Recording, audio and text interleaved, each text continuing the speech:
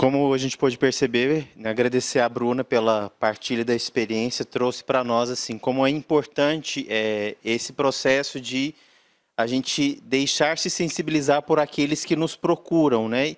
E oferecer aquilo que é o nosso possível e a partir do possível ir construindo algo maior que atenda talvez a expectativa daqueles que nos procuram.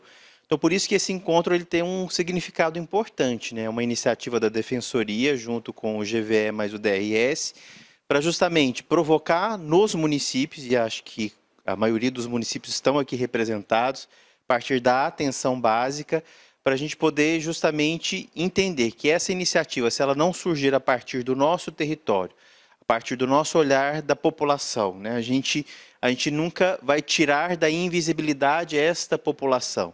A gente nunca vai conseguir oferecer aquilo que é o básico, né? Talvez o nosso ideal esteja no surgimento de um ambulatório da transexualidade. Mas antes de existir este passo, é importante que a base esteja sensibilizada, né? Porque essa demanda ela tem que vir de algum lugar, né? Ela tem que ser qualificada, acolhida, acompanhada a partir do território onde essa pessoa está.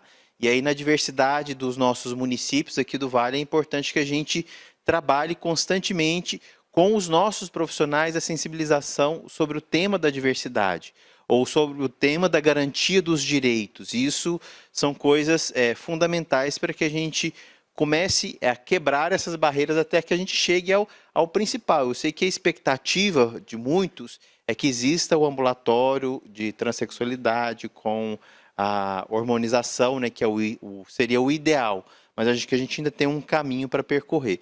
E no intuito ainda de contribuir com as experiências, o Felipe trouxe para nós aqui, ele é nutricionista, trabalha no ambulatório da Unifesp, ele vai partilhar também um pouco da experiência dele conosco. Obrigado pela apresentação, obrigado pela mesa, agradeço Nayara pelo convite.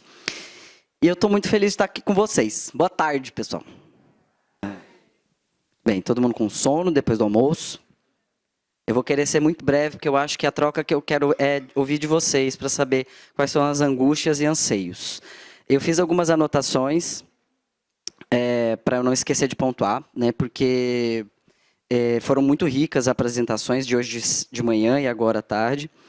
Bom, primeiramente, deixa eu me apresentar um pouco melhor. Eu me chamo, então, Felipe Berends, eu sou nutricionista, voluntário do Núcleo Trans Unifesp, sou doutorando do programa de pós-graduação de lá, mas eu sou de Mato Grosso. Alguém já ouviu falar Mato Grosso? Não é do Sul. Aí a metade, né? Baixa a mão. E não é do Norte também. Bom, brincadeiras à parte. Mato Grosso ele é um estado que também, como todos falaram muito sobre a questão de conservadorismo, também é um estado conservador. Dito isso, né, vim compartilhar com vocês, além da experiência minha enquanto voluntário do Núcleo Trans, a minha experiência enquanto profissional dentro da assistência lá. Eu sou concursado no interior de Mato Grosso, então a capital Cuiabá, né, eu moro em Cáceres, interior de Mato Grosso, uma cidade que é um pouco maior em termos de população aqui que registro, que aparentemente chega próximo de 70 mil, mas não chega a 70 mil, né? Eu olhei o dado errado, foi de 2022, eu vi 60 mil, mas já passou, né? Não passou? 60 mil? Então, continua valendo de IBGE 2022, 60 mil. Em Cáceres são 97 mil habitantes. Eu vi a angústia, né, do doutor, falando que ele é do SAI, e assim como ele, eu também trabalho num SAI, em Cáceres. E nesse município, nós também começamos a perceber uma demanda reprimida, que a gente não sabia o que fazer. Vocês já devem ter ouvido falar também de trabalhar com redução de danos. Isso é muito comum dentro do nosso serviço, CTA SAI trabalha-se bastante também. Quando a gente começou a observar que existiam muitos casos de pessoas trans se hormonizando por conta própria, fazendo uso de silicone industrial para feminilizar o corpo, né, sem saber aí dos riscos para a saúde, a gente começou a ficar preocupado. Não tinha um ambulatório. Aqui vocês têm pelo menos em São Paulo. É longe? É, mas pelo menos tem no município de São Paulo. para atender o Estado. Em Mato Grosso, o primeiro ambulatório do Estado foi inaugurado ano passado, em 2024. Ano passado. E, engraçado dizer isso, mas não de um jeito cômico, né, mas de um jeito trágico, nós, do município de Cáceres, inauguramos o nosso ambulatório municipal primeiro que o Estado. Então, o nosso serviço começou primeiro. A gente veio completinho, redondinho, funcionando, entregando hormônio, tudo? Não. A gente veio da forma como vocês estão trazendo para nós, com as mesmas problemáticas, com um número reduzido de profissionais, e para a gente ainda tinha um agravante, porque a gente não podia contar com recurso do município. Justamente porque precisaria passar primeiro dentro da Câmara dos Vereadores para aprovação, né, do recurso, ser destinado para o ambulatório, e o nosso município, os vereadores não tinham interesse. Então, o que a gente fez? A gente fez o que a gente sabe fazer de melhor, dar o nosso jeitinho brasileiro de ser. E o nosso jeitinho foi como? Usando o serviço do CTA-SAI. Então, dentro desse mesmo serviço, nós começamos a idealizar. Foi feito sozinho? Não. A gente fez em conjunto com a sociedade civil. Conversamos com os movimentos sociais de lá, conversamos com as pessoas para ouvir se eles iriam ir. Por quê? Por causa do estigma. Lembra, né? A gente não quer associar a população LGBT como um todo com HIV/AIDS. Então, se a gente tem o serviço, mas eles não vão usar, para que serve o serviço? Nada. Então, usabilidade zero, né? Então, não é a nossa intenção. O que a gente quer? A gente quer que eles vão acessar. Pergunta foi, vocês vão acessar se a gente tiver um serviço aqui? A resposta foi unânime. Sim, a gente quer.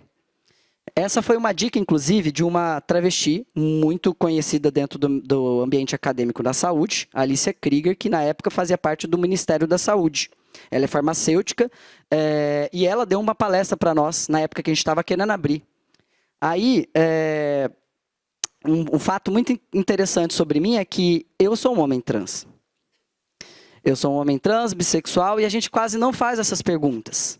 Eu estava ouvindo aqui Bruna relatar as questões, né, da UBS, e uma das coisas que eu mais vi dentro do nosso serviço era, essa pergunta acontece mais dentro do CTA-SAI do que qualquer outro ambiente de serviço. E a maioria das vezes é porque a gente tem vergonha de perguntar. Vergonha de receber um olhar crítico, um julgamento da pessoa, por conta de ser um ambiente conservador. Só que enquanto a gente não naturalizar essa pergunta, a gente vai continuar sem ter essa informação. E quando, então, a gente começou a fazer essa pergunta, a gente começou a conseguir lidar melhor com as críticas que vinham, né, de fora. Quantas vezes eu não peguei, foi fazer teste rápido, né, dentro no meio da comunidade, e a gente ia lá fazer teste rápido, e eu perguntava, e você se relaciona com homem, com mulheres? Ai, Deus me livre, eu sou homem, ou eu sou mulher, e aí como se isso fosse necessário. Então, essas são as coisas que a gente ouve. A gente tem que saber lidar com isso. Isso vai acontecer de fato. Isso não é um problema, a pessoa não entender. O problema é a gente não ter essa informação. Quando a gente começar a naturalizar, vai ser igual agora a gente está perguntando em todos os dados questões raciais. Porque durante um tempo também existia uma negação da questão racial. Não sei se vocês lembram, né?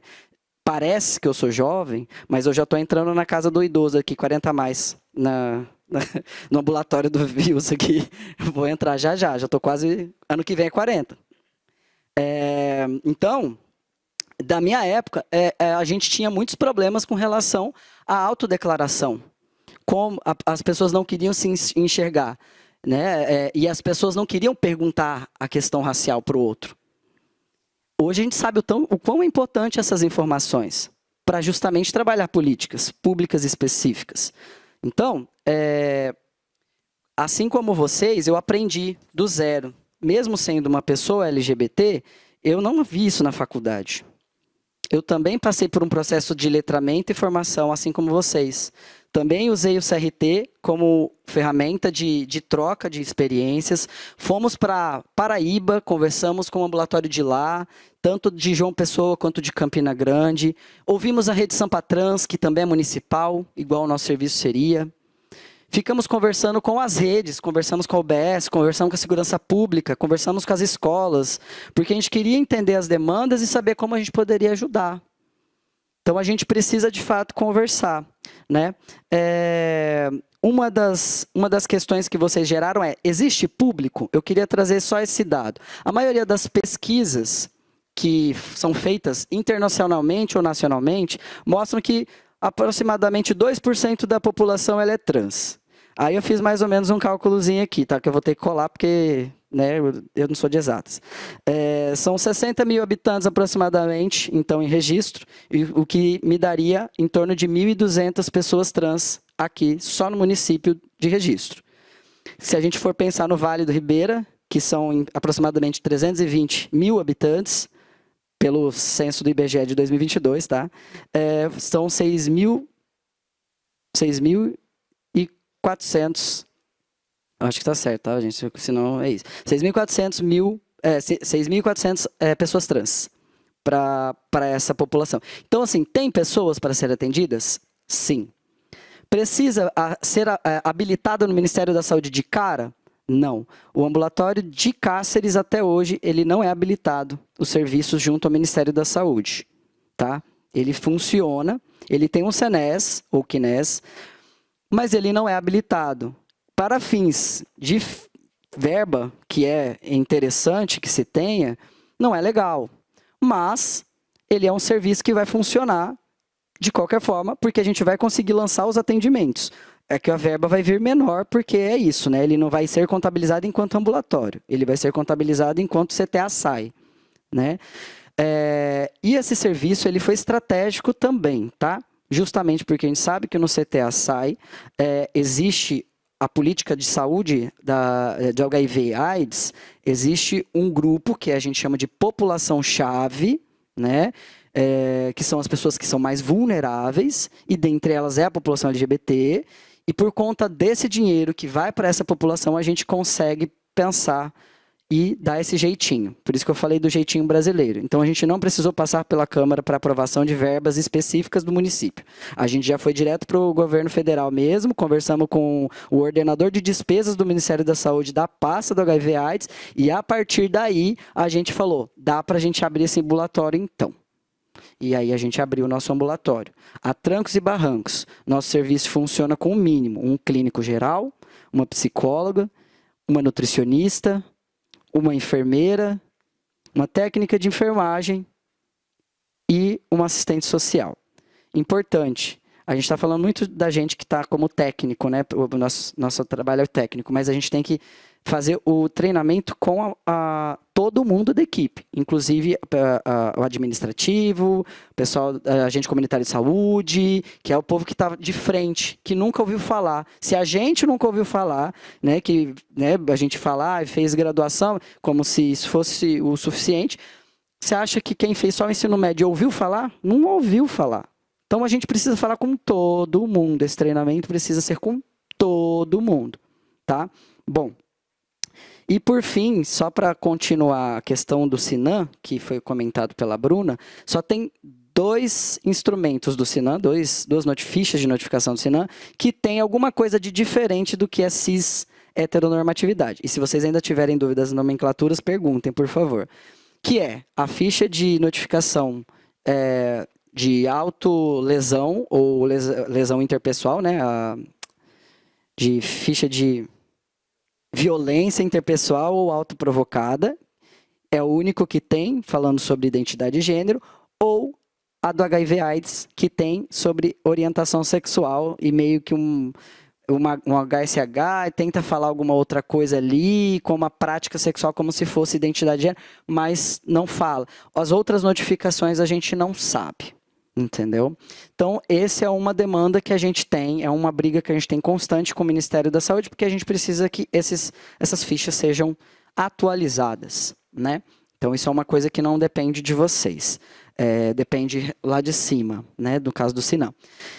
E acho que acho que é isso, gente. Eu queria parabenizar, na verdade, vocês, agradecer porque vocês estão aqui, porque estão com interesse em aprender, interesse em ouvir, interesse em trazer demandas de vocês para atender melhor um público que eu também faço parte.